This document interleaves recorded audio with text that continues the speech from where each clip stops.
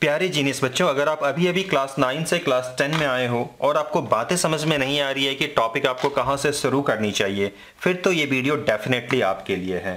Class 10th मैं maths की बात कर रहा हूं। जब आप सिलेबस को देखोगे तो पहले ही आपको मिलेंगे रियल नंबर्स। वैसे इसमें काफ़ी कुछ ठीक ठाक चीज़ें पढ़ने को है, लेकिन काफ़ी कुछ इस चैप्टर में ऐसे भी हैं जिसको जब आप पहली बार पढ़ोगे तो काफ़ी ज़्यादा आपको बोर कर देगा, और आप में से काफ़ी बच्चे ऐसे भी होंगे जिसको ये चैप्टर ऑलरेडी परेशान कर चुका होगा। अनफॉर्चुनेटली इस चैप्टर में कुछ ऐसे टॉपिक भी हैं जिसको जब आप सही तरीके से नहीं स्टडी करोगे तो आप कहीं ना कहीं पढ़ाई से डाइवर्ट हो जाओगे, और इस चीज़ से बच के रहना काफ़ी ज़्यादा इंपॉर्टेंट हो जाता है। तो आज के इस वीडियो में प्यारे बच्चों मैं कुछ ऐसे टॉपिक आपको बताने वाला हूं जिसको आप काफ़ी आसानी से बना सकते हो, और ना सिर्फ बना सकते हो, इसको काफ़ी आसानी से समझ भी जाओगे। और इसके साथ ही साथ ये टॉपिक काफ़ी ज़्यादा यूनिवर्सल है। आई मीन टू से कि ये टॉपिक क्लास 10th में डेफिनेटली काम आएंगे ही आएंगे, और आगे भी इस टॉपिक का रोल होने वाला है। मैं बात कर रहा हूं लीनियर इक्वेशंस इन 2 वेरिएबल्स की। अब ये भला लीनियर इक्वेशंस इन 2 वेरिएबल्स होते क्या हैं? देखो प्यारे बच्चों, इसमें इंट्रोडक्शन तो काफ़ी कुछ दे सकते हैं, इसके जनरल फॉर्म के बारे में बता सकते हैं, लेकिन इस वीडियो को रिकॉर्ड करने का मैंने आपको क्लियर कट टारगेट बता दिया कि अभी अभी आप क्लास 10th में आए हो और आपको चीज़ें समझ में नहीं आ रही कि कहाँ से आपको पढ़ाई शुरू करनी चाहिए। इसलिए यूनिवर्सल टॉपिक के तौर पर मैं इस क्वेश्चन को या इस टॉपिक को कवर कर रहा हूँ, सो दैट कि आप अपना कुछ काम कर सको, कुछ क्वेश्चन आप बना सको। देखो प्यारे बच्चों, आपने क्लास 7th 8th या कहीं ना कहीं डेफिनेटली ऐसे क्वेश्चंस को बनाया होगा। इसे कहते थे लीनियर इक्वेशन इन 1 वेरिएबल। आपको याद आ रहा है ना? काफी आसानी से इसे अब तो आप बना ही सकते हो ना। तो x इज इक्वल टू 10/5 जो देता था x इज इक्वल टू 2। प्यारे बच्चों, ये है linear equation in 1 variable. 1 variable इसलिए क्योंकि इसमें देखो आपको या तो यहाँ जो है एक ही वेरिएबल मिलेगा, ये एक्स वाई या जेड या कुछ और हो सकता है, इससे फर्क नहीं पड़ता है, लेकिन वेरिएबल एक ही मिलेंगे। लेकिन आप ऊपर वाले इक्वेशन को देखो, ऐसे और भी इक्वेशन दूंगा, या फिर आप बुक में भी जाकर के देख सकते हो, लेकिन फिलहाल बुक में जाने की आपको जरूरत नहीं है। ऐसे ही इक्वेशंस को कहते हैं लीनियर इक्वेशन इन 2 वेरिएबल्स। यहां वेरिएबल्स आपको देखो 2 मिलेंगे, और यहां ध्यान देने वाली बात यह है कि जब भी आप क्लास 10th के सिलेबस में देखोगे, इवन आगे भी जब आप देखोगे, तो ये हमेशा पेयर में होगा, यानी कि 2 इक्वेशंस एक साथ होंगे। यहां जब हम लीनियर इक्वेशन इन 1 वेरिएबल की बात करते हैं तो यहां एक ही इक्वेशन होते हैं, और इसे आराम से आप सॉल्व कर लेते थे। और एक क्वेश्चन दे देता हूं, आप इसे भी सॉल्व डेफिनेटली कर सकते हो। तो ये सब क्या है? लीनियर इक्वेशन इन 1 वेरिएबल है, और ये जो देख रहे हो ये लीनियर इक्वेशंस इन 2 वेरिएबल्स है। और याद रखिएगा ये हमेशा पेयर में होगा, और ऐसे इक्वेशंस को आपको सॉल्व करना होगा। अब भला इसे हम कैसे सॉल्व कर पाएंगे, मैं आपको सारी बातें बताता हूं। देखो, ऑलरेडी मैंने बताया कि इंट्रोडक्शन में काफ़ी कुछ बातें बताई जा सकती है, लेकिन अभी हम उसकी बात नहीं करेंगे, वक्त के साथ डेफिनेटली करेंगे। ऑलरेडी कुछ वीडियोज़ में मैं कर भी चुका हूँ, इस सेशन में आगे भी इस पर बात करेंगे, लेकिन अभी आपको क्या करना है वो देखो। अब देखो, आपको ना इसे सॉल्व करना है। सॉल्व का मतलब अभी जो थोड़ी देर पहले यहां मैंने सॉल्व किया था, वैसे ही इसे भी सॉल्व करना है। सॉल्व का मतलब ये होता है जो वेरिएबल्स होते हैं ना, उसकी ऐसी वैल्यू को फाइंड करना जिसको यहां जब आप सब्स्टिट्यूट करोगे तो आपको फाइनल आंसर, मतलब कि यहां जब आप सब्स्टिट्यूट करोगे तो LHS और RHS इक्वल आ जाए। एक बार फिर से मैं बताना चाहूंगा, 2x - 10 इज इक्वल टू 0। ये देखो, ये लीनियर इक्वेशन इन 1 वेरिएबल है। अब बताओ x की वैल्यू कितनी होगी? तो x इज इक्वल टू 5, ये आप सबको मालूम है। अब इस 5 का मकसद क्या हुआ या मतलब क्या हुआ? देखो, जब इस x की वैल्यू को जब आप 5 रखोगे यहां, यानी कि LHS में रख के देख लेते हैं ना, 2 × 5 - 10, तो ये रिजल्ट इतना आना चाहिए, यानी कि RHS के बराबर आना चाहिए, है ना। सॉल्व का मतलब यही होता है। देखो, RHS के बराबर आ गया, तो यहां भी आपको वही काम करना है। ये जो x और y देख रहे हो, इन दोनों के ऐसे वैल्यू को फाइंड करनी है जिसको आप जब इक्वेशन 1 में, इसका नाम आप दे देना आगे इक्वेशन 1, इसे आप दे दो इक्वेशन 2, ठीक है। तो ऐसे हम लोग इसको कॉल करेंगे इक्वेशन 1 इक्वेशन 2। तो x और y के ऐसे वैल्यू आपको फाइंड करने हैं जिसको जब आप इक्वेशन 1 और 2 में डालोगे तो इक्वेशन के लेफ्ट हैंड साइड और राइट हैंड साइड दोनों इक्वल आ जाए। यही हमारा टारगेट होगा, और फिलहाल बस इतना ही जान के रखो, यही बिल्कुल की पॉइंट होने वाला है। अब बात करते हैं आगे कि हाउ कैन वी सॉल्व, कैसे हम इसको सॉल्व कर सकते हैं। अब इसकी बात कर लेते हैं। देखो प्यारे बच्चों, इसे सॉल्व करने के लिए हमारे पास कई सारे मेथड हैं। क्लास 10th की अगर बात करें तो यहां ही आपको 4 मेथड सीखने होंगे, ठीक है। 4 अलग अलग मेथड पे हम लोग बात करने वाले हैं क्लास 10th के सिलेबस के अकॉर्डिंगली। हालांकि आगे क्लास 11 12th में जाओगे तो और भी कुछ मेथड्स बताए जाएंगे आपको, लेकिन फिलहाल इन 4 की हम बात करते हैं। उसमें से एक बार आप नाम सुन लो। एक होगा ग्राफिकल मेथड, यानी कि ग्राफ के हेल्प से बताएंगे हम चीजों को, यानी कि सॉल्व करेंगे इसको। दूसरा होगा एलिमिनेशन, फिर सब्स्टिट्यूशन, उसके बाद क्रॉस मल्टीप्लीकेशन मेथड। फिलहाल बस ये 4 नाम आप सुन लो, ठीक है। अब उसमें से क्या क्या आज हम लोग करने वाले हैं ये आपको वक्त के साथ आज ही अभी ही मालूम चल जाएगा। सबसे पहले ये दोनों जो इक्वेशन है इसे हम सॉल्व करेंगे सब्स्टिट्यूशन मेथड से। एक बार स्पेलिंग आप देख लेना, मैं स्क्रीन में लिख रहा हूं सब्स्टिट्यूशन मेथड। इस मेथड का सहारा लेकर के इस क्वेश्चन को हम सॉल्व करेंगे। इसे अलजेब्रिक मेथड भी कहते हैं, तो उस चीज को लेकर के आप डाउट में मत चले जाना। तो सब्स्टिट्यूशन मेथड में हम लोग क्या करने वाले हैं ये देखो प्यारे बच्चों, ये जो इक्वेशन 1 और 2 है ना, इन दोनों में से आपको किसी एक इक्वेशन को पहले पिक करना होगा। आप बिल्कुल फ्री हो, आप 1 को भी सिलेक्ट कर सकते हो, 2 को भी कर सकते हो। तो मैं ऐसा डिसीजन ले रहा हूं कि मैं 1 को सेलेक्ट करता हूं। अब किसी एक को सेलेक्ट करने के बाद दो जो वेरिएबल्स हैं x और y, उसमें से किसी एक की वैल्यू आपको फाइंड कर लेनी है। अब ये काम कैसे होगा, जब मैं लिखूंगा तो आपको बातें समझ में आ जाएगी। अब अगर मैंने इक्वेशन 1 को सेलेक्ट किया है तो 1 के हेल्प से मैं y की वैल्यू फाइंड कर लेता हूं। तो y इज इक्वल टू कितना हो जाएगा बताओ, 7 माइनस 2x। थोड़े बहुत लैंग्वेज आप प्लीज लिख लीजिएगा कि फ्रॉम इक्वेशन 1 वी हैव। तो इक्वेशन 1 से हमें क्या मिल रहा है, y is equal to 7 minus 2x। Obviously यही होगा ना। अब देखो बिल्कुल डाउट में मत जाना, मेरी बातों को ध्यान से सुनो, आपके सारे जो सवाल है ना उसके जवाब आपको मिल जाएंगे। देखो प्यारे बच्चों, ऐसा नहीं है कि आपको यहाँ y की ही वैल्यू फाइंड करनी थी, आप x की भी वैल्यू फाइंड कर सकते थे। लेकिन अगर x की वैल्यू फाइंड करते तो आपको ये लिखना होता कि 7 माइनस वाई बाई 2। देखो ना यही होगा ना कि x की वैल्यू कितनी हो जाएगी, 7, ये माइनस में चला जाएगा माइनस वाई, और 2 फिर फाइनली डिवाइड में चला जाएगा। तो आपको ये लिखना होता। तो बिना मतलब का हम फ्रैक्शन में क्यों काम को करें, तो बेहतर मेरे लिए ये था। लेकिन इसको भी अगर हम ले लेते तो इससे कोई दिक्कत वाली बात नहीं थी। दूसरी बात कि ये जो मैंने फाइंड किया है ये इक्वेशन 1 के हेल्प से किया है, हम चाहे तो इक्वेशन 2 के हेल्प से भी कर सकते थे। थोड़े एक्सपीरियंस के बाद, थोड़ा से आप जब क्वेश्चंस को सॉल्व कर लोगे तो आपको ये बात समझ में आ जाएगी कि ये जो मैंने आइडिया यूज किया है ये सबसे आसान तरीका है। जैसा कि मैंने बताया कि अगर x के लिए आप काम करते तो नीचे 2 आ जाता, तो थोड़े बहुत के फर्क इससे पड़ सकते थे, लेकिन ऐसा कोई टेक्निकल इशू नहीं होने वाला होता। खैर चलो, अब देखो आपने y का वैल्यू फाइंड कर लिया। अब क्या करना है, इस y की वैल्यू को दूसरे वाले इक्वेशन में पुट कर देना है, यानी कि इसको बोलते हैं सब्स्टिट्यूट कर देना। तो ये आपने 1 से फाइंड किया था ना, तो अब इसको आप 2 में पुट कर दो, ठीक है। तो putting the above value of y in equation 2।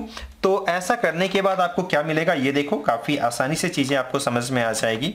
Minus 3y ना, तो बस y के बदले आप ये वाला चीज लिख दो, ठीक है। बिल्कुल भी घबराना मत प्यारे बच्चों, आपको सारी बातें आसानी से समझ में आ जाएगी। अब इसके बाद क्या करना है आगे देखो, बस सॉल्व ही तो करना है। इसके बाद चीजें काफी आसान हो गई हैं। 3 से मल्टीप्लाई करो, इनफैक्ट माइनस 3 से, तो ये 21 हो जाएगा। ये plus 6x plus 1 is equal to 0। इन दोनों को आप ऐड कर लो तो ये आपको दे देगा 6 4 10x, और ये माइनस 20 इज इक्वल टू 0। इस तरीके से मिल जाएगा, आप समझ रहे हो ना। ये 10x इक्वल टू 20, और ये नीचे जाएगा तो डिवाइड हो जाएगा। तो x इज इक्वल टू ये कितना दे रहा है, 2 दे रहा है। अब इसके बाद आपको फाइंड करना है y का वैल्यू। y का जो वैल्यू आपको फाइंड करना है, इसके लिए कुछ खास नहीं, ये जो x का वैल्यू आपने फाइंड किया है इसे थर्ड इक्वेशन में आप पुट कर दो। अब चाहो तो इस वैल्यू को 1 में भी रख सकते हो, 2 में भी रख सकते हो, 3 में भी रख सकते हो। लेकिन 3 में अगर रखोगे तो थोड़ा सा फायदा होगा, आपको इधर उधर ट्रांसफर करने की जरूरत नहीं होगी। देखो मैं करके आपको दिखाता हूं। y is equal to 7 minus 2x। x की वैल्यू कितनी है, 2 आपने फाइंड किया है ना, तो 2 रख लो। बात समझ आ रही है ना। तो 7 माइनस 2 से कितना हो रहा है, 4, और 7 माइनस 4 ऑब्वियसली 3। तो इस तरीके से आपने फाइंड किया x is equal to 2 and y is equal to 3। बस ये सॉल्व हो चुका है। और अगर आप ये क्रॉस चेक करना चाहते हो कि आपने जो फाइंड किया ये सही है या नहीं, तो आप वेरीफाई कर सकते हो। इक्वेशन 1 के लिए कर सकते हो, इक्वेशन 2 के लिए भी कर सकते हो। बस मैं 1 के लिए करके आपको शो कर देता हूं। यहां आप लिखोगे वेरिफिकेशन, ठीक है। तो LHS आप लिखो ऐसे, LHS 2x प्लस वाई, ये LHS हो गया। आप देख लो ना इक्वेशन 1 का LHS क्या है, ये है ना, तो उसी चीज को मैंने लिखा। अब आराम से इसमें x की वैल्यू कितनी है, 2 है, और y की वैल्यू कितनी है, 3 है ना, तो 3 पुट कर लो। और ये RHS के इक्वल आना चाहिए। तो 4 प्लस 3 इज इक्वल टू 7, और जो कि RHS के बराबर है। तो इस तरीके से ये चीज साबित भी हो गई कि आपने जो 2 और 3 फाइंड किया है ये इक्वेशन 1 के लिए तो डेफिनेटली सही है और उम्मीद करते हैं इक्वेशन 2 के लिए भी सही होगा, लेकिन फिर भी आप चाहो तो इसको लेकर के भी वेरीफाई कर सकते हो। मतलब करना क्या है, कुछ नहीं, इक्वेशन 2 के लिए वेरिफिकेशन क्या होगा, LHS 4x minus 3y plus 1 भी है, इसको भी लिख लो आप। तो x और y की वैल्यू ये वाला आप सब्सटीट्यूट कर दो, करके आपको शो कर ही देता हूं। x की वैल्यू 2, 3 इंटू 3 प्लस 1, ये आना चाहिए 0, ठीक है। 4 2 जा 8 माइनस 9 प्लस 1, तो आप देख सकते हैं 8 प्लस 1 9, 9 माइनस 9 इक्वल टू 0, ये भी RHS के बराबर आ गया। तो इस तरीके से अब हम बिल्कुल दावे के साथ बोल सकते हैं कि हमने जो ये सिंप्लीफाई किया है, यानी कि जो सॉल्व किया है, x और y की जो वैल्यू हमने फाइंड की है, ये बिल्कुल 100% सही है। और जिस मेथड से हमने इन दोनों लीनियर इक्वेशंस को सॉल्व किया है, इस मेथड का नाम है सब्स्टिट्यूशन मेथड। तो इस चीज को भी आप याद रख लीजिएगा, ये काफी ज्यादा आपके लिए इंपॉर्टेंट होने वाला है। बातें अभी और भी बताने वाला हूं, इसलिए बिल्कुल वीडियो में बने रहिएगा। प्यारे बच्चों, नेक्स्ट क्वेश्चन आपके स्क्रीन में ये रहे। इस क्वेश्चन को भी हम लोग सब्स्टिट्यूशन मेथड से ही बनाने वाले हैं। इस वीडियो के बिगनिंग में मैंने सोचा था कि इसी सिंगल वीडियो में मैं एलिमिनेशन, सब्स्टिट्यूशन और क्रॉस मल्टीप्लिकेशन, ये तीनों मेथड को कंप्लीट कर दूं, लेकिन अब मैं ये सोच रहा हूं कि अगर ऐसा करूंगा तो कहीं ना कहीं चीज़ें ज़्यादा कॉम्प्लिकेटेड हो जाएंगे और बिल्कुल अभी शुरुआती स्टेज में हो आप लोग, तो कहीं ना कहीं आप लोग परेशान भी हो जाओगे।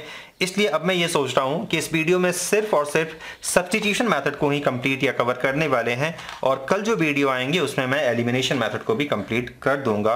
तो इसमें कोई दिक्कत वाली बात नहीं है, मुझे ये ठीक ही लग रहा है और आपके लिए ही मैं ऐसा कर रहा हूं। प्यारे बच्चों, तो फिर देखिए इस क्वेश्चन को हम कैसे सिंप्लीफाई कर सकते हैं। एज यूजुअल हम मेथड यूज करने वाले हैं सब्स्टिट्यूशन, और एज पर दैट मेथड हम क्या करते हैं, पहले हम इक्वेशन 1 या इक्वेशन 2 में से किसी एक को सेलेक्ट करते हैं, उसके बाद x या y किसी एक की वैल्यू हम फाइंड करते हैं। पिछले क्वेश्चन में हमने इक्वेशन 1 का सहारा लिया था, इस बार इक्वेशन 2 के हेल्प से हम ये काम करने वाले हैं। हम ऐसा करते हैं, y की वैल्यू फाइंड कर लेते हैं। तो देखो प्यारे बच्चों, ये हो जाएगा -5y is equal to 11 minus 6x हो जाएगा, और 5y is equal to 6x minus 11। ये चीज आपको मालूम होना चाहिए, जब ये माइनस आप हटाते हो तो ये बिल्कुल उल्टा हो जाता है, यानी कि जो प्लस में है वो माइनस में हो जाएगा और जो माइनस में है वो प्लस में हो जाएगा, ठीक है। इसमें कुछ भी ऐसा अजीब नहीं है, तो प्लीज इस चीज को लेकर के आप डाउट में मत रहिएगा।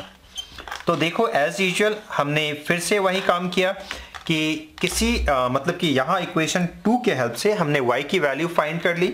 इसका नाम हम रख लेते हैं इक्वेशन 3। अब आपको क्या करना है, एज पर द रूल मैंने आपको बताया था कि जो भी आपने फाइंड किया है जिस इक्वेशन के हेल्प से, उसके जो अदर इक्वेशन है, यानी कि जो बच गए थे इक्वेशन, उसमें आपको सब्स्टिट्यूट करना है, यानी कि इस वैल्यू को इक्वेशन 1 में आपको रखना होगा। तो देखो यहाँ रख करके मैं आपको शो कर देता हूँ कि putting the above value of y in equation 1, तो क्या हो जाएगा, देखो 10x प्लस 3, y के बदले कितना लिखूं, 6x माइनस ये कितना है 11 है, bye 5 is equal to 75।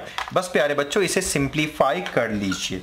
10x plus 3 से आपको मल्टीप्लाई करना होगा ना, 18x माइनस 18x बाय 5 भी आप लिख सकते हो, और इसको इससे आप मल्टीप्लाई कर लीजिए तो 33 बाय 5 हो जाएगा इज इक्वल टू 75। ये जो 5 है इसे पूरा होल में भी लिख सकते थे और अलग अलग भी कर सकते थे, इसमें कोई दिक्कत वाली बात नहीं है। अब आपको एलसीएम लेना होगा, ये तो आप समझ ही रहे हो ना, तो एलसीएम ले लो। तो ये हो जाएंगे 5050x plus 18x minus 33 divided by 5, और ये बाद में मल्टीप्लाई होगा, क्रॉस मल्टीप्लीकेशन आप तो जानते ही हो। तो 75 और 5 कितना हो जाएगा, 375 हो जाएगा। अब बस इसको सिंप्लीफाई कर लीजिए, मतलब कि इन दोनों को आप ऐड कर लीजिए और इसको उस तरफ भेज करके ऐड कर लीजिए। तो 5050 प्लस 1818 ये हो जाते हैं 68x, और जब इसे उस तरफ भेज करके ऐड करोगे तो इतना प्लस 33 इज इक्वल टू 408 हो रहा है। इस चीज को आप देख लीजिए, और फिर इसे 68 से डिवाइड दोगे, और 68 से अगर इसे डिवाइड दोगे तो ये आ जाएगा 6। तो x इज इक्वल टू कितना हो रहा है, 408 बाई 68 इज इक्वल टू 6। ये आए आपके x के वैल्यू इन दोनों इक्वेशंस के लिए, ठीक है। अब आपको y की भी वैल्यू फाइंड करनी है ना, तो जैसा कि मैंने आपको बताया था कि चीजों को अगर आप आसान बनाना चाहते हो तो इस x की वैल्यू को आपको पुट कर लेना चाहिए इक्वेशन 3 में। वैसे आप 1 में करो तो भी हो जाएगा, 2 में करोगे तो भी हो जाएगा, लेकिन 3 में करोगे तो ये ज्यादा सही होगा। ज्यादा मतलब सही से मतलब कि आपको आसान पड़ेगा ये चीज। तो y is equal to 6 into, बताइए x की वैल्यू कितनी, 6 है ना, तो 6 इंटू 6 माइनस 11 बाई 5, सिंप्लीफाई कर लीजिए, 6 6 36 माइनस 11 बाई 5, ये कितना हो जाएगा 25 बाई 5 एंड अल्टीमेटली ये आपको दे देगा कितना 5 दे देगा ना, 5 5 जा 25। तो आपने देखा y का वैल्यू आपको मिला 5। एज यूजुअल अगर आपको ये पता लगाना है कि आपने ये जो दो वैल्यूज फाइंड किए हैं ये सही है या गलत है, तो इसके लिए आपको वेरीफाई कर लेना चाहिए, बल्कि हमेशा ये आदत डाल ही लीजिए वेरिफिकेशन वाला। तो वेरिफिकेशन में क्या करोगे, अगर आधा आपको वेरीफाई करना है तो दोनों में से किसी एक इक्वेशन के हेल्प से ये काम कर लीजिए। अगर 100% वेरीफाई करना है आपको तो दोनों के लिए वो काम कर लीजिएगा, जैसा कि पिछले वाले क्वेश्चन में मैंने आपको बताए थे। फिर से एक बार बस छोटी सी बात बता देता हूँ। वेरिफिकेशन के लिए आपको लेना होगा LHS। इक्वेशन 1 के लिए अगर आप कर रहे हो तो 10x प्लस 3y ये लिखना होगा।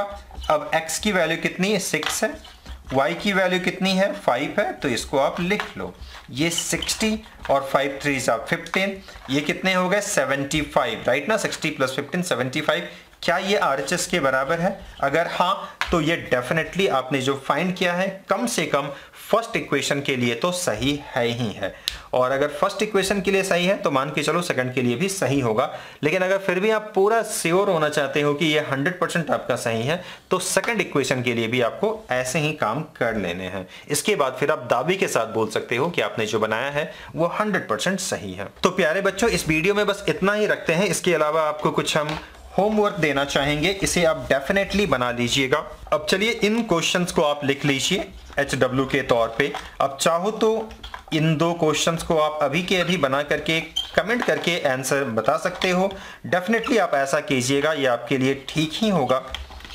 ये फर्स्ट क्वेश्चन मैंने दिया और सेकंड क्वेश्चन के तौर पे बस 2 ही क्वेश्चन दूंगा, तो अभी आराम से आप इसे बना सकते हो, इसमें कोई दिक्कत वाली बात नहीं होनी चाहिए।